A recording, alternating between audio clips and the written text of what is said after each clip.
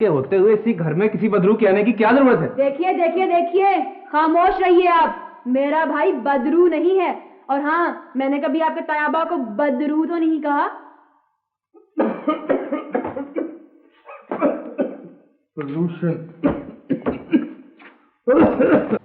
अरे नस्तूर भाई, ये आपका मुंह कैसे काला धुआंधार हो गया? अरे कुछ ना पूछो चार्ली भाई। आखिर हुआ क्या नस्तूर भाई? ये जो शहर में रिक्शे, वैगने और ये टैक्सी और स्कूटर धुआं छोड़ते हैं ना, ये सब उन्हीं की कालक है। माय गॉड, मैं गलती से शहर पे उड़ा था।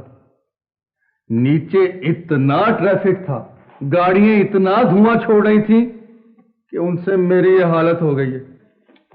ओहो नस्तूर भाई, आप ऐसा करें, अंदर कमरे में जाके अपना मुंह धो लें। मगर इस धुएं से मेरी ये हालत हो गई है, तो जो फिजा में ऑक्सीजन है उसका क्या हाल होगा?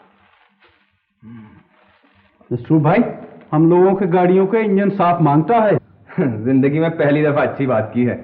और हाँ, अगर फिजा में पेट्रोल इसी तरह जलता रहा तो एक दिन वाकई फिजा में सांस लेना मुहाल हो जाएगा। और क्या? अरे ये तो बहुत खतरनाक धुआं है, आई मीन डेंजरस। आपसे खतरनाक नहीं है। देखिए, आप मेरे भाई के पीछे छोड़ेंगे या नहीं?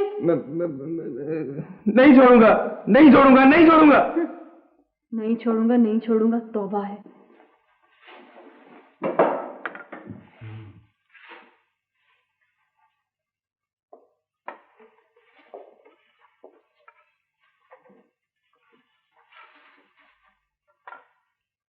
भाभी, मेरा ख्याल है इस घर में जरूर किसी बदरू का साया है।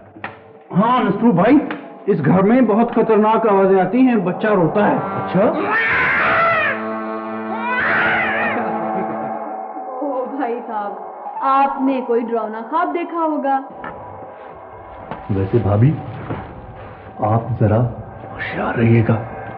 वैसे मेरे होते हुए ये बदरू वदरू आपका कुछ नहीं बिगाड़ सकती।